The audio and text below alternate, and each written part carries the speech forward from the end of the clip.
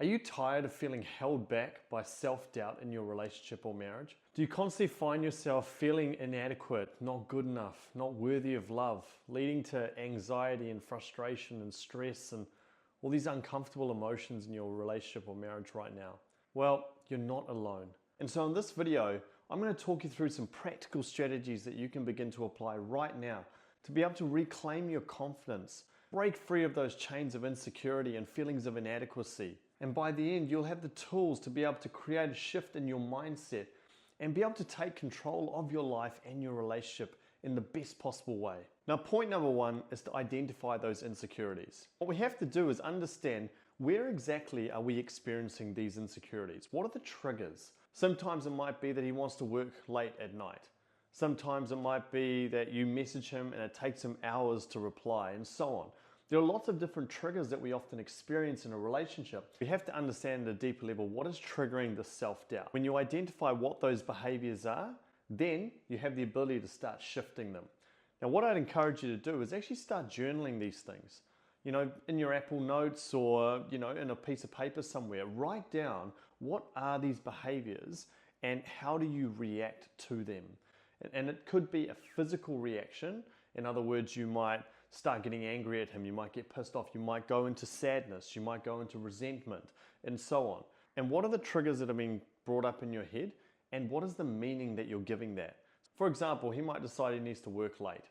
And so what that might do for you is bring up, I'm not good enough, like he doesn't want to spend time with me. And that might bring up thoughts of, he doesn't like me, he doesn't want to spend time with me, and so on.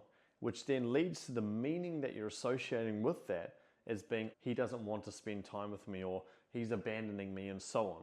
So we want to identify and write down what are those behaviors, what are the thoughts, and what's the meaning that we're creating in it. Now, the second point is to start challenging that negative talk. You see, a lot of this negative talk that goes into our mind on a regular basis reinforces those insecurities and those wounds. So if you have these negative thoughts of I'm not good enough at the deepest level, and that's what we call a core wound. If you have this core wound of I'm not good enough, and then you're constantly thinking about these different scenarios that are making you feel like you're not good enough, it's giving more ammunition to that wound. It's literally like pouring gasoline over the fire, and it intensifies and it builds up and it builds up.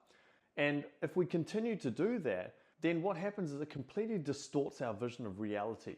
Everything that we see in our husband, everything that he does, even if his intention is not to make you feel that way, that's what's going to be your reality at that moment in time. Now, I understand that, but the problem is it keeps you in the process of suffering.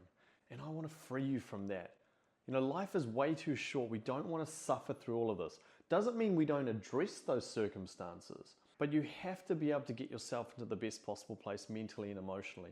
And if you're not doing that, then like I say, you're going to continue to suffer through all of this. So begin to challenge that negative talk. Now, how do we challenge that? Well, firstly, what we have to do is get to a place of acceptance, which sounds strange in and of itself. How can you challenge it if you accept it?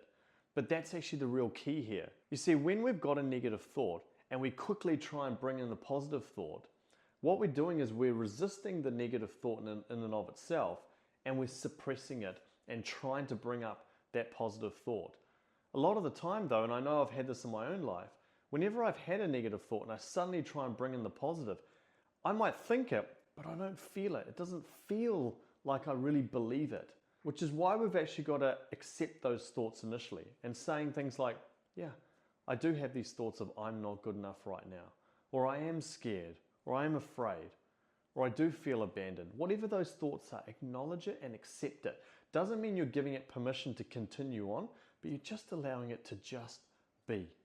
And then what you do then, at that point, once you accept those thoughts and you sit with it for a while, then you can bring in the positive thought of, I actually am enough. And look at all these wonderful experiences that I've had over the years. Or, this is just a thought in my mind. It's not actually reality. It's not truth. I remember reading in a book years ago and it said thoughts are not real. And that really resonated with me because it helped me to think to myself, okay, well, I've got this thought in my brain that might be thinking I'm not good enough. But it's actually not real. It's not actually my reality. I'm creating that reality through that thought, but it's not actually real. It's not tangible.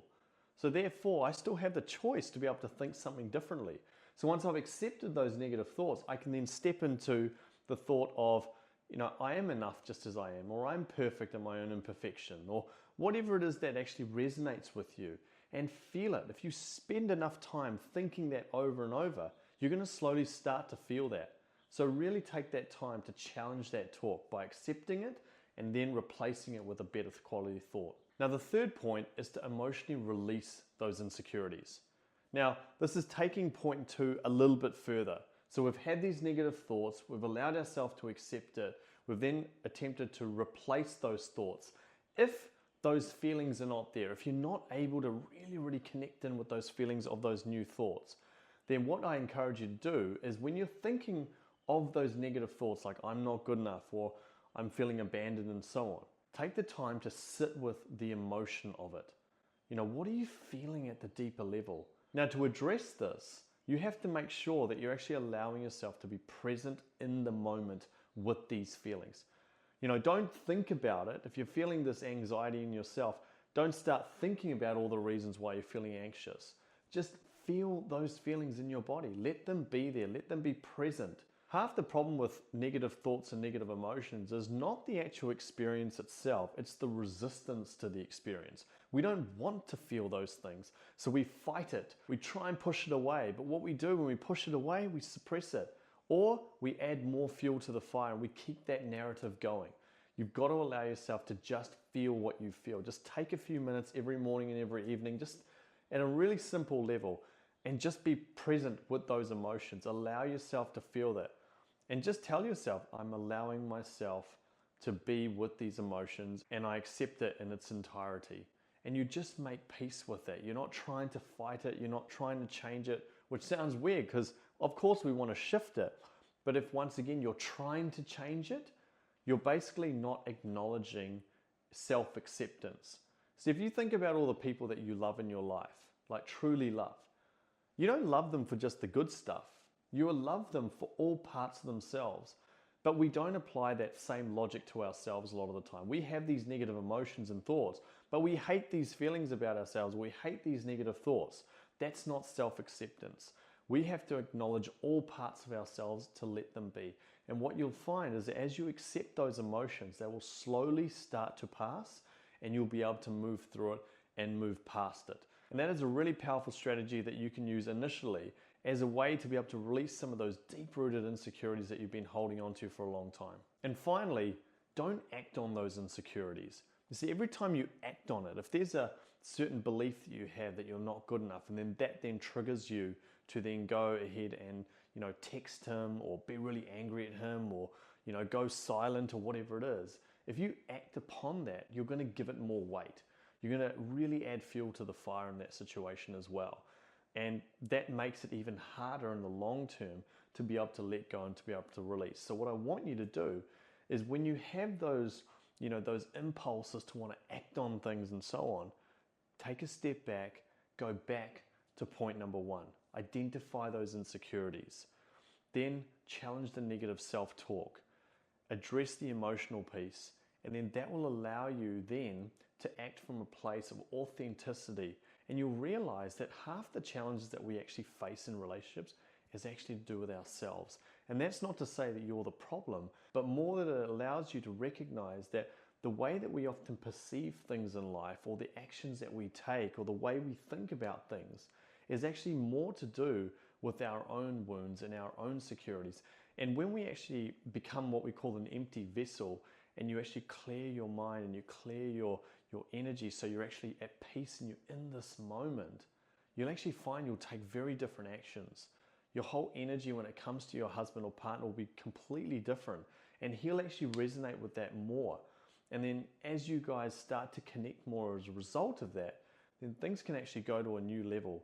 You can't do that though unless you actually work through the deeper aspects of yourself. And that's what I really want you to prioritize on. And if you can do that and you can let go of these insecurities and really recognize that you are enough just as you are, magnificent things can happen in the long run. So I hope this all makes sense and you're very clear about these points. If you have any questions at all, make sure you write them in the comments below. If you've liked this video, make sure you hit that like button below. If you want to get more videos like this, hit that subscribe button. And what I encourage you to do now is if you use these techniques and then allow yourself to develop a greater connection, then this video below is going to really help you to understand more about male psychology and understand the traits that men find wildly attractive. Thank you so much. God bless. Have a wonderful day, and I'll talk to you in the next video.